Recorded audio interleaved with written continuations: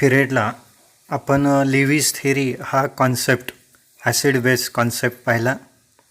आजच्या पिरियडला आपण आयोनायझेशन ऑफ ॲसिड्स आणि बेसेस या कॉन्सेप्टकडे जाणार आहोत. Strength of acid depends on extent of dissociation or extent of ionization. Acids are classified into two types. Acids and bases are classified into two types on the basis of extent of dissociation or extent of ionization. बघा, आपण acids आणि बेसेसचं classification strong आणि वीकमध्ये करतो. Strong acid and strong base, weak acid आणि weak base. आणि हे जे क्लासिफिकेशन करतो आपण, हे क्लासिफिकेशन एक्सटेंट ऑफ डिसोसिएशन किंवा एक्सटेंट ऑफ आयोनायझेशन ह्या कॉन्सेप्टनुसार ॲसिड आणि बेसचं क्लासिफिकेशन करतो. स्ट्रॉंग ॲसिड कशाला म्हणायचं? And acid which dissociate or which ionize, dissociate completely in aqueous solution and produce large number of H plus ions is called strong acid. ज्या acids पाण्यामध्ये विरघळल्यानंतर large प्रपोर्शनमध्ये H plus ions देत असेल, large प्रपोर्शनमध्ये completely dissociate होत असेल, जिथं degree of dissociation अल्फाची किंमत 1 असेल, अशा ॲसिडला आपण स्ट्रॉंग ॲसिड म्हणतो. HCl, H2SO4, HNO3, perchloric acid HClO4.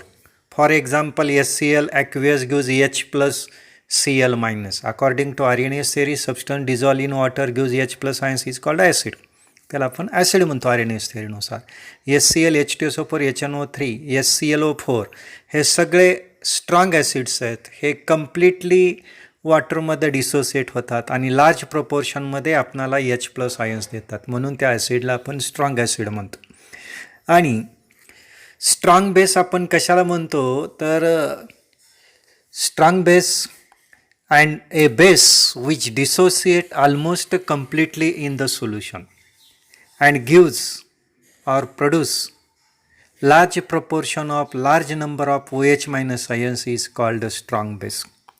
Strong base कशाला म्हणतो आपण? जो सबस्टन्स पाण्यामध्ये डिझॉल्व झाल्यानंतर कम्प्लिटली डिसोसिएट होतो आणि लार्ज प्रपोर्शनमध्ये OH मायनस आयन्स प्रोड्यूस करतो, त्या बेसला आपण म्हणतो स्ट्रॉंग बेस. NaOH किंवा KOH हा स्ट्रॉंग बेस आहे. HCl, H2SO4, HNO3, HClO4 strong acids आहेत. त्याचबरोबर HI, HBr हे सुद्धा स्ट्रॉंग ॲसिड्स आहेत. आणि वीक ॲसिड किंवा वीक बेस आपण कशाला म्हणतो? बघा, वीक ॲसिड किंवा वीक बेस ज्यावेळेस हा सबस्टन्स वॉटरमध्ये डिझॉल्व झाल्यानंतर त्याचं डिसोसिएशन किंवा आयोनायझेशन, डिसोसिएशन त्याच्या ॲक्वियस सोल्युशनमध्ये पार्शली होत असेल, या ठिकाणी आपण स्ट्रॉंग ॲसिड आणि स्ट्रॉंग बेसमध्ये एक्सटेंट ऑफ डिसोसिएशन पाहिलं. कम्प्लिटली डिसोसिएट होतो स्ट्रॉंग ॲसिड्स किंवा स्ट्रॉंग बेस. लार्ज प्रपोर्शनमध्ये आयन्स प्रोड्यूस होतात. इलेक्ट्रिकल कंडक्टिव्हिटी हाय असते आणि कुठल्याही प्रकारचं इक्विलिब्रियम या ठिकाणी एक्झिस्ट होत नाही. आणि स्ट्रॉंग ॲसिड किंवा स्ट्रॉंग बेसच्या बाबतीत, म्हणजे स्ट्रॉंग इलेक्ट्रोलाइटच्या बाबतीत, आपण law of mass action not applicable. या ठिकाणी ओसवाल्ड डायल्युशन लॉ असेल, लॉ ऑफ मास ॲक्शन असेल, HCl, H2SO4, HNO3, perchloric acid, HBr, HI, NaOH किंवा KOH साठी ॲप्लिकेबल नाही.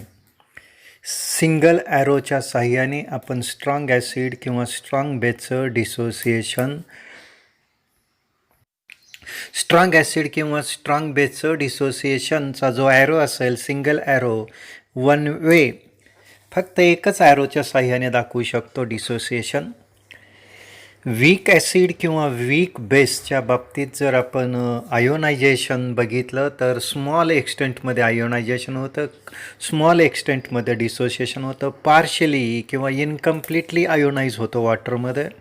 त्या सोल्युशनला ज्यावेळेस एखादा सबस्टन्स वॉटरमध्ये डिझॉल्व झाल्यानंतर इनकम्प्लिटली किंवा पार्शली किंवा स्मॉल एक्सटेंटमध्ये डिसोसिएट झाला आणि H+ आयन्स दिला तर त्याला आपण म्हणतो weak acid. An acid which dissociate in very small extent in aqueous solution produce few H+ ions is called weak acid. Weak acid आपण कशाला म्हणतो? An acid which dissociate very small extent in aqueous solution and produce small number of H+ ions is called weak acid. All organic acids are weak acid, acetic acid, formic acid, benzoic acid, hydrogen cyanide, H2CO3 हे सगळे HF हे सगळे acids आहेत, weak acids आहेत, small एक्सटेंटमध्ये dissociate होतात. त्या ठिकाणी अल्फाची किंमत 1पेक्षा कमी येते कारण पार्शली किंवा इनकम्प्लिटली आयोनाइज होतात. आणि वीक बेसची व्याख्या करताना आपण कशी करतो आहे? Base which dissociate small extent very small extent in aqueous solution and produce few OH- ions. That acid and bases is called weak acid or weak base म्हणतो आपण त्याला. सबस्टन्स वॉटरमध्ये डिझॉल्व झाल्यानंतर आपणाला स्मॉल एक्सटेंटमध्ये OH- आयन्स देत असेल, small एक्सटेंटमध्ये dissociate होत असेल आणि produce very few OH- ions, then it is called weak base. Ammonium hydroxide, magnesium hydroxide, calcium hydroxide, NaOH आणि KOH ह्या 2 अल्कली सोडले आहेत, 2 बेस सोडले तर बाकीचे सगळे ज्यामध्ये OH- आयन्स प्रेझेंट आहेत असे सगळे बेस वीक बेस आहेत. अमोनियम हायड्रॉक्साईड असेल, मॅग्नेशियम हायड्रॉक्साईड असेल, कॅल्शियम हायड्रॉक्साईड असेल, फेरिक हायड्रॉक्साईड असेल, फेरस हायड्रॉक्साईड असेल. या ठिकाणी हे जे वीक इलेक्ट्रोलाइट आहेत, वीक ॲसिड किंवा वीक बेस हा डिसोसिएट स्मॉल एक्सटेंटमध्ये होतो, व्हेरी फ्यू आयन्स प्रोड्यूस करतात, लेस कंडक्टिव्ह, इलेक्ट्रिकल कंडक्टिव्हिटी व्हेरी लेस असते and there is a equilibrium exists between ions and undissociate molecule. Therefore weak electrolyte, weak acid असेल किंवा weak बेसच्या बाबतीत जर आपणाला सांगायचं झालं तर ॲरो आपणाला 2 साईडने ॲरो पाहायला मिळतो कारण त्या ठिकाणी आयोनाइज्ड मॉलिक्यूल आयोनाइज झाल्यानंतर आयन्स प्रोड्यूस होतात. आयन्स आणि अनडिसोसिएटेड मॉलिक्युल्स यांच्यामध्ये इक्विलिब्रियम एक्झिस्ट झालेलं पाहायला मिळतं. म्हणजे सोल्युशनमध्ये अनडिसोसिएटेड मॉलिक्युलही असेल आणि डिसोसिएटेड झालेले आयन्सही आपणाला त्या ठिकाणी पाहायला मिळतील आणि त्यामुळं इक्विलिब्रियम त्या ठिकाणी एक्झिस्ट होईल आणि त्यामुळं दोन्ही साईडला ॲरो पाहायला मिळतो. वीक इलेक्ट्रोलाइटच्या बाबतीत ॲरो दोन्ही साईडला असेल. एक्झाम्पल मी सांगितलं, वीक ॲसिड असेल acetic acid, formic acid, benzoic acid, hydrogen cyanide, H2CO3, HF, oxalic acid, hydrogen cyanide हे सगळे वीक ॲसिड्स आहेत. आणि वीक बेसच्या बाबतीत मी सांगितलं आपणाला NaOH आणि KOH सोडले तर राहिलेले सगळे बेस वीक बेस आहेत. Ammonium hydroxide, magnesium hydroxide, calcium hydroxide, copper hydroxide, ferric hydroxide हे सगळे वीक बेसेस. आणि ज्या ठिकाणी वीक इलेक्ट्रोलाइट आहेत म्हणजे वीक ॲसिड किंवा वीक बेस असेल तर तिथं आपणाला law of mass action apply करता येतो आणि त्याच ठिकाणी आपणाला ओसवाल्ड डायल्यूशन लॉसुद्धा ॲप्लिकेबल असतो. ओसवाल्ड डायल्यूशन लॉ हा स्ट्रॉंग इलेक्ट्रोलाइटसाठी ॲप्लिकेबल नाही. आता आपण weak acid, weak base, strong acid, strong base म्हणजे आयोनायझेशन ऑफ ॲसिड्स आणि बेसेस पाहिल्यानंतर मी dissociation constant of weak acid आणि वीक बेसकडे आपणाला घेऊन जाणार. Dissociation constant of weak acid आणि वीक बेस. आता वीक ॲसिड फॉर एक्झाम्पल मी तुम्हाला सांगितलं acetic acid, formic acid, benzoic acid, hydrofluoric acid HF, H2S, hydrogen cyanide हे वीक ॲसिड्स आहेत. आणि मग हे वीक ॲसिड आपण रिप्रेझेंट करताना या ठिकाणी HAने वीक ॲसिड आपण रिप्रेझेंट करतो. Consider HA is a weak acid. It dissociation of weak acid HA in water as expressed as HA aqueous gives reversible arrow, कारण वीक ॲसिडसाठी रिव्हर्सिबल ॲरो दोन्ही साईडला ॲरो घ्यायचा, फॉरवर्ड आणि बॅकवर्डला, कारण इक्विलिब्रियम वीक इलेक्ट्रोलाइटच्या बाबतीत इक्विलिब्रियम एक्झिस्ट होतं. याचे gives H plus aqueous plus A minus aqueous. आता या ठिकाणी आपणाला equilibrium constant is called dissociation constant for this equilibrium. आता हा के ए जो आहे त्याला आपण इक्विलिब्रियम कॉन्स्टंट म्हणतो. डिसोसिएशन कॉन्स्टंट वीक ॲसिड आणि वीक बेसचा जो डिसोसिएशन कॉन्स्टंट आहे तर हा आपण के एने रिप्रेझेंट करतो. डिसोसिएशन कॉन्स्टंटची डेफिनेशन करताना आपण कशी करतो, हा रेशिओ हा molar concentration of ions divided by original concentration of acids. तर हा डिसोसिएशन कॉन्स्टंट आहे. ॲसिड्स आयनचं कॉन्सन्ट्रेशन भागिले त्या मॉलिक्युलचं किंवा त्या इलेक्ट्रोलाइटचं इनिशियल कॉन्सन्ट्रेशन. तर या ठिकाणी याचे gives H plus A minus. या ठिकाणी जर आपण लॉ ऑफ मास ॲक्शन वापरला तर या ठिकाणी by applying law of mass action प्रॉडक्टचं कॉन्सन्ट्रेशन भागिले रिॲक्टन्सचं कॉन्सन्ट्रेशन, साहजिकच प्रॉडक्ट हा राईट साईडला असेल. एच प्लस आयनचं कॉन्सन्ट्रेशन इंटू ए मायनसचं concentration divided by concentration of reactants. काय रिॲक्टन्स? एच आहे. कॉन्सन्ट्रेशन ऑफ एच आहे. K A equal to concentration of H plus into concentration of A minus divided by concentration H A. हा K ए हा dissociation constant आहे ॲसिडचा, आणि हा dissociation constant weak acid it gives measure the strength of acid. हा ॲसिडची strength measure करतो के ए, आणि हा ॲसिडची स्ट्रेंथ मेजर करत असताना if the concentration of H plus ions आणि A minus ions in terms of mole per litre, that is concentration of H plus into concentration of A minus high than concentration of HA remains low. concentration of H plus आणि concentration of A minus high असेल आणि concentration of HA जर low असेल, remain low असेल, consequently KA ची value ही काय असेल, become greater असेल आणि ॲसिड काय असेल, stronger असेल. तर के एची व्हॅल्यू लो असेल तर ॲसिड हे वीक असतं, आणि के एची व्हॅल्यू जर स्ट्रॉंग असेल, हाय असेल, ग्रेटर असेल तर ॲसिड स्ट्रॉंग असेल, आणि के एची व्हॅल्यू लो असेल तर ॲसिड वीक असेल. Greater the value of K stronger is the acid.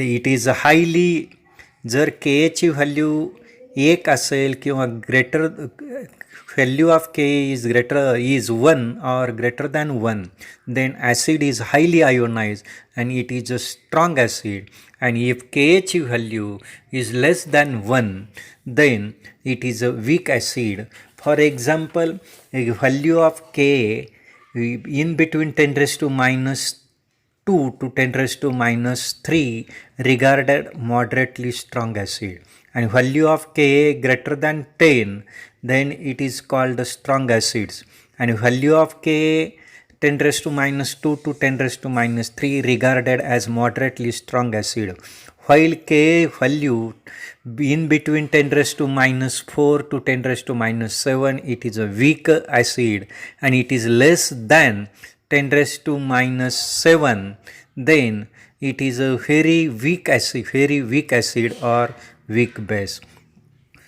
तर बघा, strength of acid depends on value of K. केची व्हॅल्यू जर 1 पेक्षा जादा असेल किंवा 10 असेल तर ते हायली स्ट्रॉंगर ॲसिड म्हणतो त्याला, आणि केची व्हॅल्यू जर व्हेरी लेस असेल तर त्याला आपण वीक ॲसिड म्हणणार. 10 raised to minus 4 to 10 raised to minus 7 किंवा त्यापेक्षाही कमी व्हॅल्यू असेल तर त्याला व्हेरी वीक ॲसिड्स किंवा वीक बेस म्हणणार. तर या ठिकाणी आपण वीक ॲसिडच्या बाबतीत डिसोसिएशन कॉन्स्टंट बघितला. के बरोबर concentration of H A into concentration of A minus भागिले concentration of H A. Similarly आपणाला डिसोसिएशन कॉन्स्टंट वीक बेससाठी पाहायचं आहे. वीक बेसचं एक्झाम्पल सांगायचं झालं तर NaOH आणि KOH सोडून राहिलेल्या सगळ्या ज्या बेसमध्ये हायड्रॉक्साईड आयन्स प्रेझेंट आहे असे सगळे बेस हे वीक बेस म्हणून आपण कन्सिडर करतो. आणि मग त्या ठिकाणी कॅल्शियम हायड्रॉक्साईड असेल, मॅग्नेशियम हायड्रॉक्साईड असेल, फेरिक हायड्रॉक्साईड असेल, कॉपर हायड्रॉक्साईड असेल, हे सगळे अमोनियम हायड्रॉक्साईड असेल, हे सगळे वीक बेस आहेत. आणि हे वीक बेस या ठिकाणी आपण रिप्रेझेंट करत असताना BOHने रिप्रेझेंट करतो. BOH हा वीक बेस आहे. हा आपण वॉटरमध्ये डिझॉल्व केल्यानंतर BOH ॲक्वियस मिळेल. हा वीक बेस असल्यामुळं या ठिकाणी रिव्हर्सिबल ॲरोने आपण दाखवतो. BOH गिव्ज B+OH मायनस, म्हणजे कॅटायन्स आणि अनायन्स आपल्याला मिळेल. Substance dissolve in water gives OH minus ions. Therefore BOH is weak base. BOH काय वीक बेस आहे.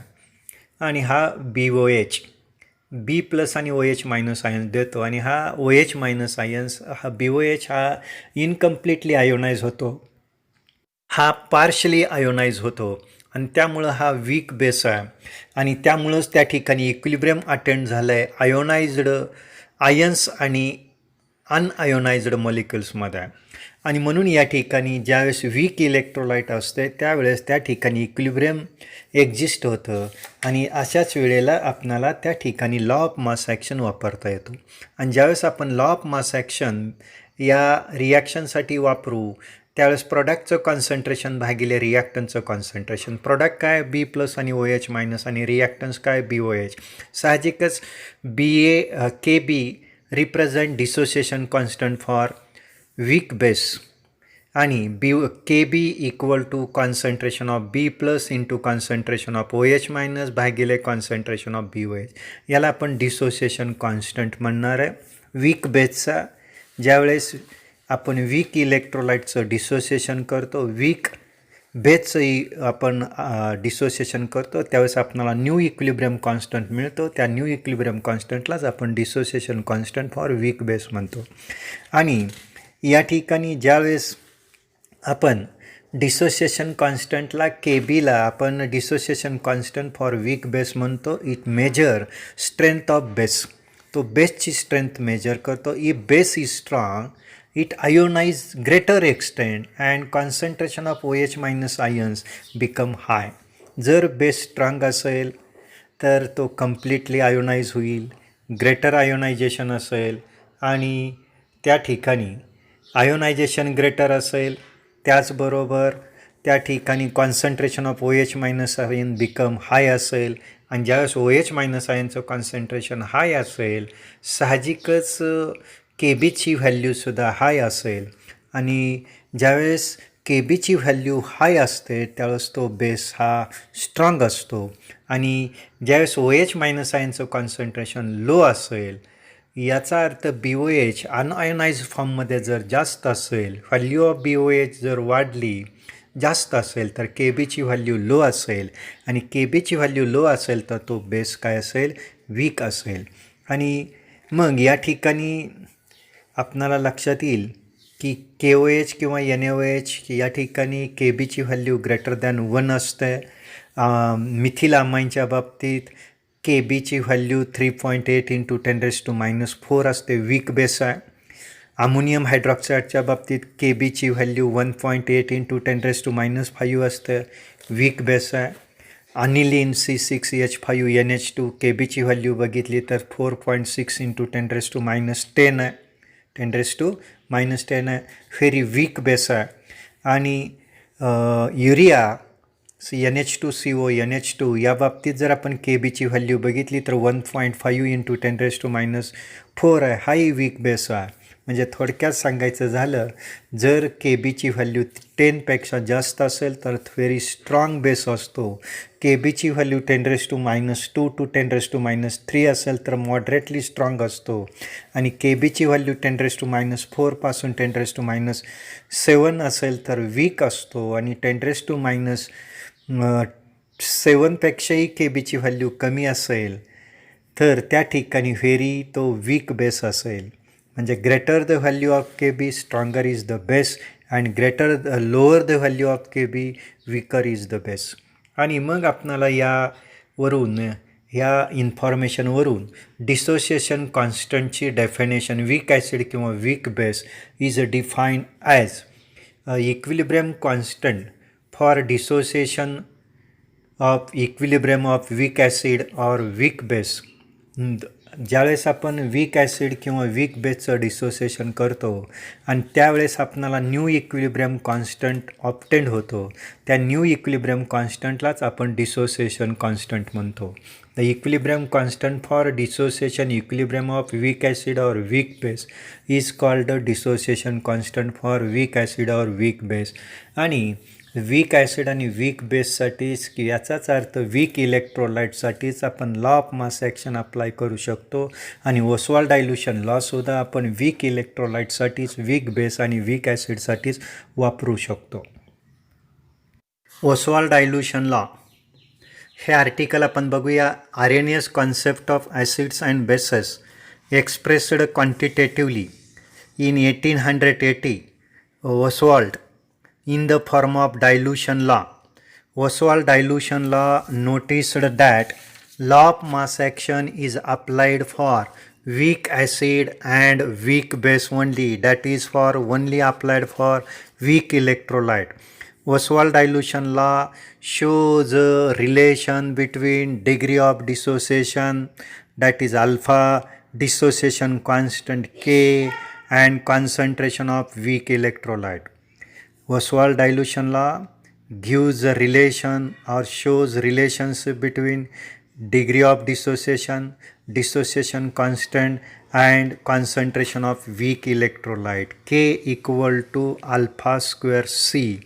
या पद्धतीने किंवा alpha equal to under root K upon C हे जे रिलेशन आहे, म्हणजे degree of dissociation, dissociation constant and concentration यामधलं रिलेशनशिप ओसवाल्ड डायल्यूशन लॉ सांगतो.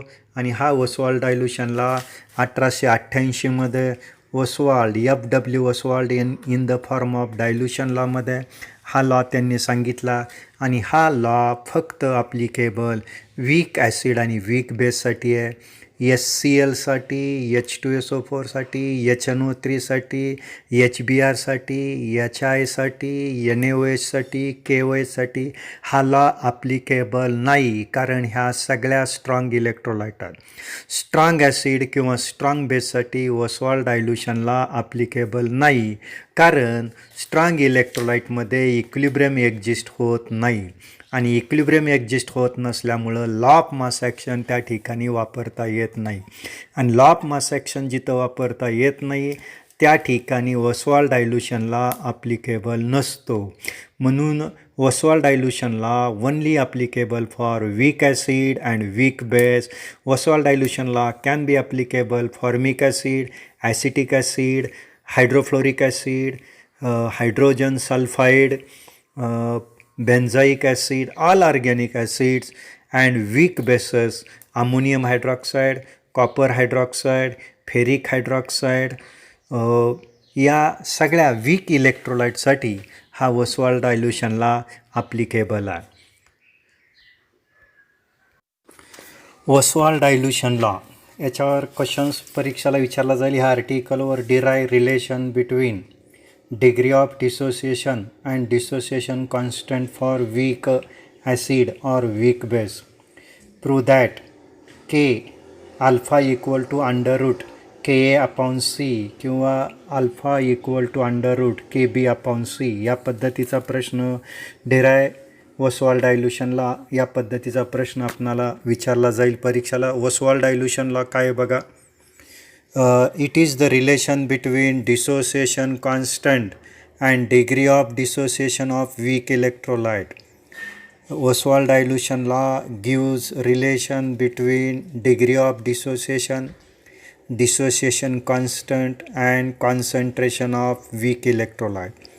Oswald dilution law only applicable for weak electrolyte. For example, acetic acid, ammonium hydroxide, calcium hydroxide, magnesium hydroxide, ferric hydroxide, H2S, HF, formic acid, benzoic acid, all organic ॲसिडसाठी हा Ostwald डायल्यूशनला आपण applicable आहे. HFसाठी आहे, hydrogen सायनाईडसाठी आहे, यासाठी हा Ostwald डायल्यूशनला applicable आहे.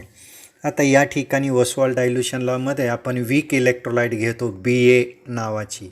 ही BA आपण इलेक्ट्रोलाइट घेताना 1 मोल ही इलेक्ट्रोलाइट घेतोय आपण. Let 1 moles of weak electrolyte BA like acetic acid or ammonium hydroxide dissolve in V decimetre cube of solution. V decimetre cube of सोल्युशनमध्ये ही इलेक्ट्रोलाइट आपण डिझॉल्व केलेली आहे. Let alpha be the degree of dissociation आणि alpha हा या ठिकाणी degree of dissociation आहे. Let ionisation BA is a weak electrolyte.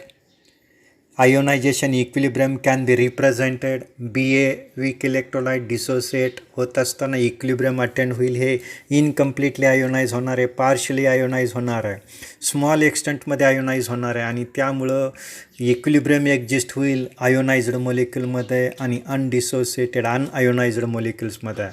BA gives B plus A minus. या पद्धतीने ही इलेक्ट्रोलाइट काय झाली, आयोनाइज झाली. Ionisation equilibrium can be represented by equation. Initial मोलला आपण BA 1 मोल घेतलेला आहे. सुरुवातीला B प्लस आणि A मायनस 0 मोल्स आहे. आणि मोल ॲट इक्विलिब्रियमला काही मोल असतील तर BA इक्विलिब्रियमला B अल्फा एवढी ती डिसोसिएट झालेली असेल, B प्लस आणि A मायनस अल्फा एवढी डिसोसिएट झालेली असेल आणि त्यामुळं साहजिकच अनडिसोसिएटेड मॉलिक्युल्स BA किती शिल्लक राहिला असेल मोल ॲट इक्विलिब्रियमला तर 1 मायनस अल्फा असणार आहे. कारण अल्फा म्हणजे डिग्री ऑफ डिसोसिएशन असेल, डिसोसिएट झालेले आयन्स असतील आणि त्याची किंमत 1 मधून वजा केली तर आपणाला साहजिकच मोल ॲट इक्विलिब्रियम 1 मायनस अल्फा येईल. मोलर कॉन्सन्ट्रेशन ॲट इक्विलिब्रियम किंवा concentration at equilibrium BA molar concentration आपण कुठले कॉन्सन्ट्रेशन बरोबर आपण नंबर ऑफ मोल आपण व्हॉल्यूम घेतो. C बरोबर N अपॉन ही C नवी. या फॉर्म्युलानुसार इक्विलिब्रियमला जे कॉन्सन्ट्रेशन असेल ते 1 मायनस अल्फा अपॉन व्ही, कारण सोल्युशनचं व्हॉल्यूम व्ही आहे आणि number of mole BA 1 minus alpha इक्विलिब्रियमला असेल. साहजिकच equilibrium concentration B plus alpha upon V असेल, कारण number of moles BA plus किती असणार आहे, अल्फा एवढा असेल आणि व्हॉल्यूम किती असेल, व्ही असेल. साहजिकच कॉन्सन्ट्रेशन काय असेल, अल्फा अपॉन व्ही. A मायनसचं कॉन्सन्ट्रेशन ॲट इक्विलिब्रियमला अल्फा अपॉन व्हीच असेल. मग या ठिकाणी ही जी आपणाला इक्वेशन दिले BA equilibrium B plus A minus, या इक्वेशनसाठी ही वीक इलेक्ट्रोलाइट आहे. या ठिकाणी आपणाला लॉ ऑफ मास ॲक्शन वापरता येईल. By the law of mass action the equilibrium constant K is equal to concentration of B plus into concentration of A minus भागिले concentration of BA. आपणाला या पद्धतीने लॉ ऑफ मास ॲक्शन वापरल्यानंतर equilibrium constant हे equation मिळेल आणि K बरोबर B प्लसची किंमत कॉन्सन्ट्रेशन ॲट इक्विलिब्रियमला जर आपण किंमत टाकली तर अल्फा अपॉन व्ही आहे. A मायनसचं कॉन्सन्ट्रेशन अल्फा अपॉन व्ही आहे आणि BAचं concentration 1 minus alpha upon V आहे. ह्या value B plus A minus आणि BAचं कॉन्सन्ट्रेशनच्या व्हॅल्यू जर ह्या इक्वेशनमध्ये सबस्टिट्यूट केल्या तर साहजिकच K बरोबर अल्फा गुणिले अल्फा अल्फा स्क्वेअर येईल, व्ही गुणिले व्ही स्क्वेअर येईल, alpha square upon V square into V upon 1 minus alpha भागिले म्हणजेच उलटून गुणिले असेल आणि त्यामुळं हे इक्वेशन येईल alpha square upon V square into V upon 1 minus alpha. V स्क्वेअरमधला एक व्ही कॅन्सल होईल, व्हीला व्ही कॅन्सल होईल आणि मग इक्वेशन येईल की के बरोबर alpha square upon 1 minus alpha into V. आपणाला या पद्धतीने इक्वेशन मिळालं. परंतु but we know that concentration is inversely proportional to dilution. साहजिकच K बरोबर अल्फा स्क्वेअर C, कारण 1 अपॉन व्हीची किंमत C आहे म्हणून 1 अपॉन व्हीची किंमत C सबस्टिट्यूट केली तर K बरोबर alpha square C upon 1 minus alpha. या ठिकाणी हा जो एक्सप्रेशन मिळालं या ठिकाणी Kला आपण ओसवाल्ड डायल्यूशन लॉ एक्सप्रेशन म्हणतो. The above expression for K is Oswald dilution law and it is applications of law of mass action. हे law of mass actionचं application आहे. या ठिकाणी हा law applicable only for weak इलेक्ट्रोलाईटसाठीच आपण हा लॉ ॲप्लिकेबल करतो, वीक ॲसिड किंवा वीक बेससाठीच. आणि त्यामुळं या ठिकाणी आपणाला वीक इलेक्ट्रोलाईटच्या बाबतीत म्हटलं तर अल्फाची किंमत फार कमी असतं. स्ट्रॉंग इलेक्ट्रोलाईटच्या बाबतीत हा law of mass action fail होतो. वीक इलेक्ट्रोलाईटच्या बाबतीत अल्फाची किंमत फार कमी असते, व्हेरी स्मॉल असते. Thus 1 minus alpha nearly equal to 1. आणि म्हणून 1 मायनस अल्फाची किंमत 1 ह्या इक्वेशनमध्ये सबस्टिट्यूट केली तर के बरोबर alpha square C upon 1 minus alpha, that is K equal to alpha square C. म्हणून alpha equal to under root K upon C किंवा alpha equal to under root K into V. म्हणून Ostwald डायल्युशनला आपणाला state करत असताना weak इलेक्ट्रोलाईटच्या बाबतीत degree of dissociation of weak electrolyte is inversely proportional to square root of concentration or directly proportional to dilution. या पद्धतीने weak इलेक्ट्रोलाइटच्या बाबतीत हा वसवाल डायल्युशनला ॲप्लिकेबल करता येईल. आता हाच वसवाल डायल्युशनला आपण वीक ॲसिडसाठी जर ॲप्लिकेबल करायचं ठरवलं, वीक ॲसिड या ठिकाणी मी HA घेतो आहे आणि HA घेताना वीक ॲसिड हा HA म्हणून कन्सिडर करतो. फॉर्मिक ॲसिड असेल किंवा ॲसिटिक ॲसिड असेल किंवा हायड्रोफ्लोरिक ॲसिड असेल किंवा हायड्रोजन सायनाइड असेल, त्यासाठी हा लॉ ॲप्लिकेबल आहे.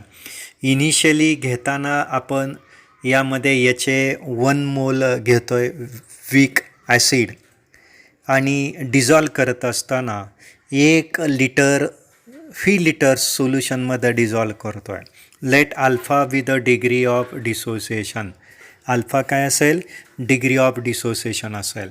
मग या ठिकाणी जर आपण आयोनायझेशन इक्विलिब्रियम जर अप्लाय केलं तर त्या पद्धतीने इक्वेशन रिप्रेझेंट करता येईल. HA gives H plus A minus. जसं आपण या ठिकाणी इक्वेशन वापरलं होतं त्याच पद्धतीने आपण BAसाठी वापरलं त्याच पद्धतीने इथं वापरणार आहे. तोच format. HA gives reversible arrow H plus A minus. Initial mole घेताना 1 मोल घेतलेला आहे HA acid, weak acid dissolve केला आहे 20 डेसिमीटर क्यूब सोल्युशनमध्ये.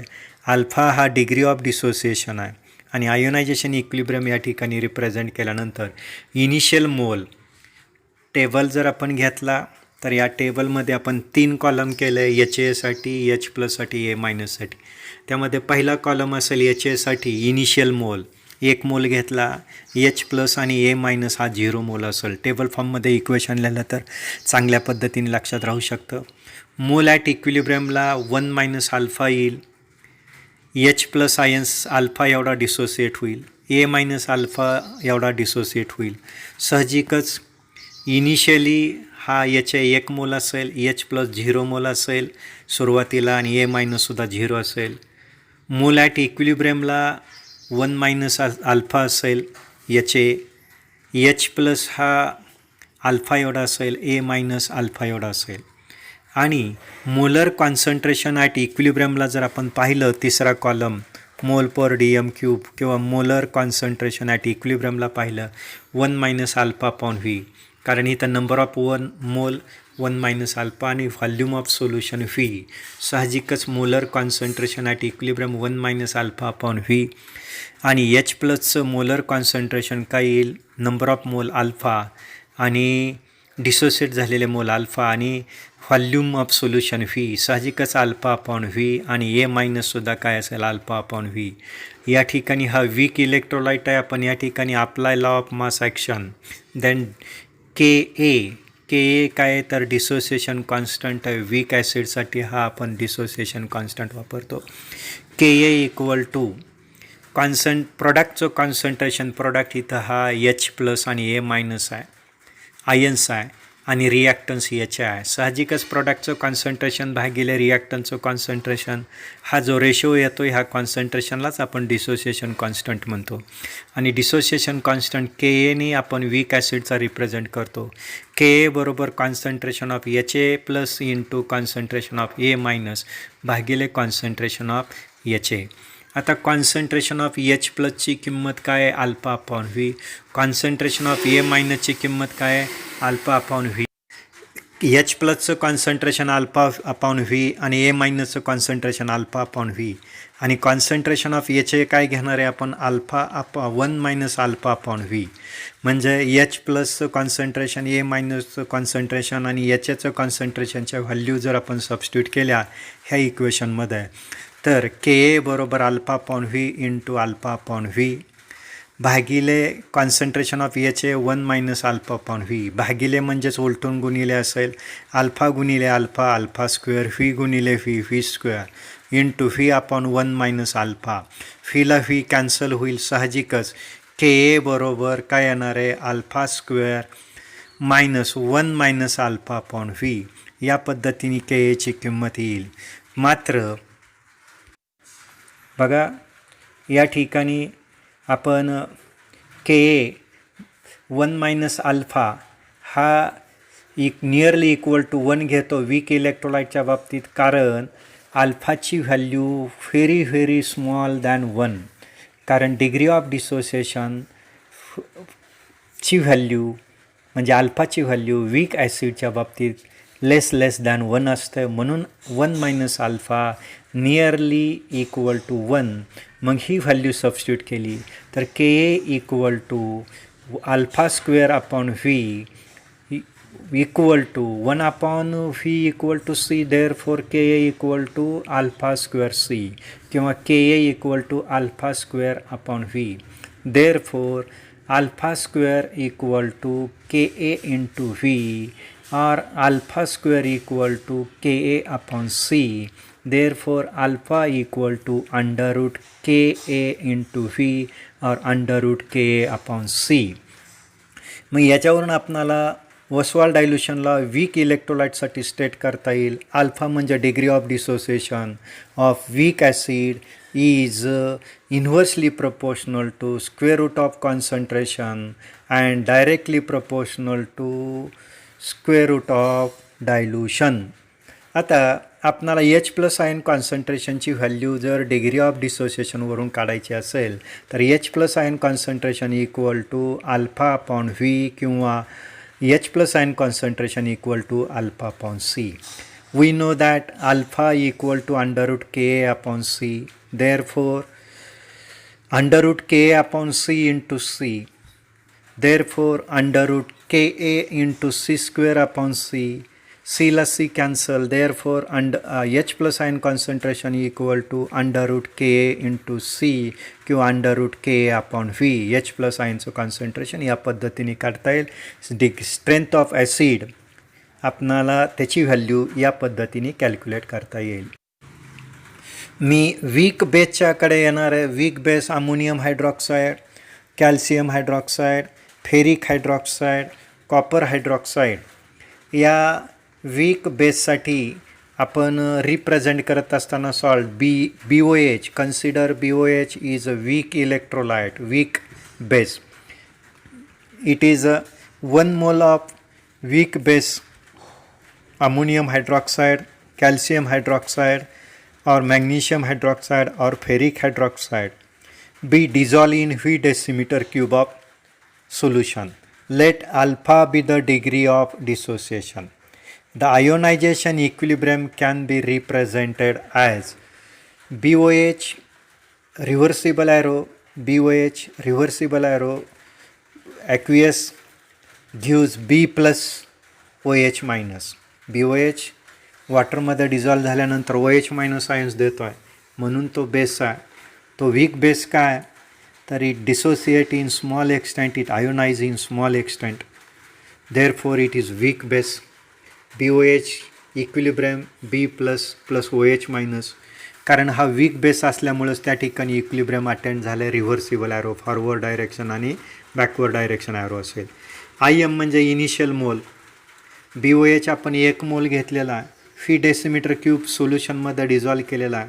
इनिशियली BOH 1 असणार आहे, B प्लस 0 मोल असणार आहे आणि OH मायनससुद्धा सुरुवातीला at the beginning at the initially 0 असेल. मोल ॲट इक्विलिब्रियमला हा BOH डिसोसिएट होणार आहे, आयोनाइज होणार आहे B प्लस आणि OH मायनस आयन्समध्ये आहे. अल्फा एवढा तो डिसोसिएट होईल B प्लस आणि OH मायनस आयन्ससुद्धा अल्फा एवढा डिसोसिएट होईल. मग बी प्लस अल्फा एवढा आपल्याला आयोनाइज झाला, ओ एच मायनस अल्फा एवढा आयोनाइज झाला, म्हणजे अनडिसोसिएटेड फॉर्ममध्ये अनआयोनाइज फॉर्ममध्ये बी ओ एच किती शिल्लक राहिला, 1 मायनस अल्फा. कॉन्सन्ट्रेशन ॲट इक्विलिब्रियमला 1 मायनस अल्फा अपॉन व्ही हा बी ओ एच असेल, अल्फा अपॉन व्ही हा बी प्लस असेल, alpha upon V O H minus असेल. बघा कॉन्सन्ट्रेशन ॲट इक्विलिब्रियम, कॉन्सन्ट्रेशन म्हणजेच काय, number of mole upon volume. मग साहजिकच सी बरोबर एन अपॉन व्ही, त्या फॉर्म्युलानुसार 1 minus alpha upon V, B O एचं कॉन्सन्ट्रेशन आलं इक्विलिब्रियमला, बी प्लसचं कॉन्सन्ट्रेशन इक्विलिब्रियमला काय आलं, अल्फा अपॉन व्ही, आणि ओ एच मायनसचं कॉन्सन्ट्रेशन काय आलं, अल्फा अपॉन व्ही. जर आपण या ठिकाणी के बी हा डिसोसिएशन कॉन्स्टंट आहे वीक बेससाठी, जर या ठिकाणी आपण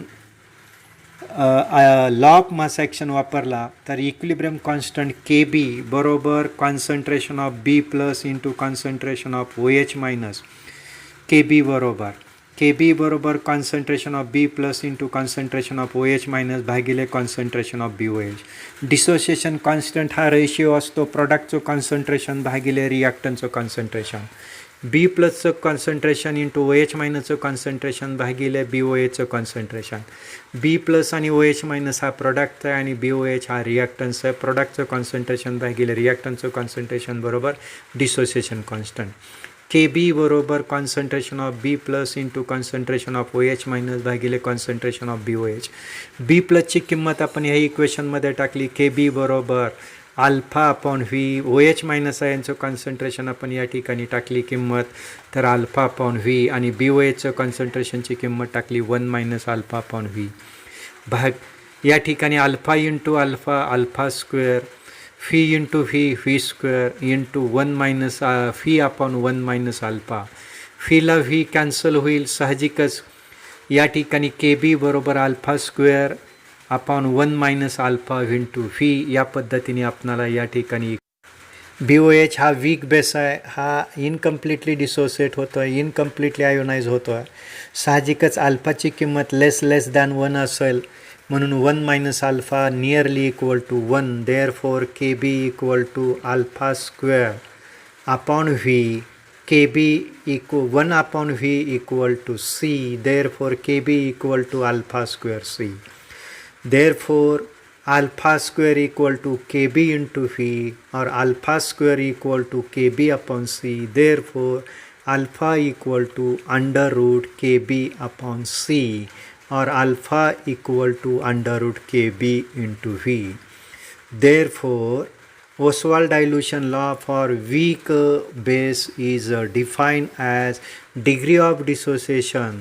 State Ostwald dilution law for weak base state that degree of dissociation of weak base is directly proportional to inversely proportional to square root of concentration or directly proportional to square root of dilution. या पद्धतीने Oswald डायल्युशनला आपणाला weak बेससाठी सांगता येईल. जर आपणाला ओ H minus आयनचं concentration काढायचं असेल, डिग्री ऑफ डिसोसिएशन दिलं असेल तर, आणि व्हॉल्यूम दिलं असेल किंवा कॉन्सन्ट्रेशन दिलं असेल तर, O H minus ion concentration equal to alpha upon V or alpha into C. आता या ठिकाणी O H minus ion concentration, alpha म्हणजे डिग्री ऑफ डिसोसिएशन, व्ही म्हणजे डायल्युशन, आणि सी म्हणजे कॉन्सन्ट्रेशन. आता आपणाला अल्फाची किंमत माहिती आहे under root K B upon C. We know that alpha equal to under root K B upon C. Therefore O H minus ion concentration equal to K B upon C into C. जर आपण सगळंच under square रूटमध्ये घेतलं तर concentration of OH minus ions equal to under root KB into C square upon C. Therefore, OH minus ion concentration equal to C ला C cancel होईल, साहजिकच OH minus ion concentration equal to KB square root of OH minus ion concentration equal to square root of KB into C, किंवा OH minus ion concentration equal to under root KB upon V. या पद्धतीने Oswald डायल्युशनला weak acid आणि weak बेससाठी आपणाला सांगता येईल.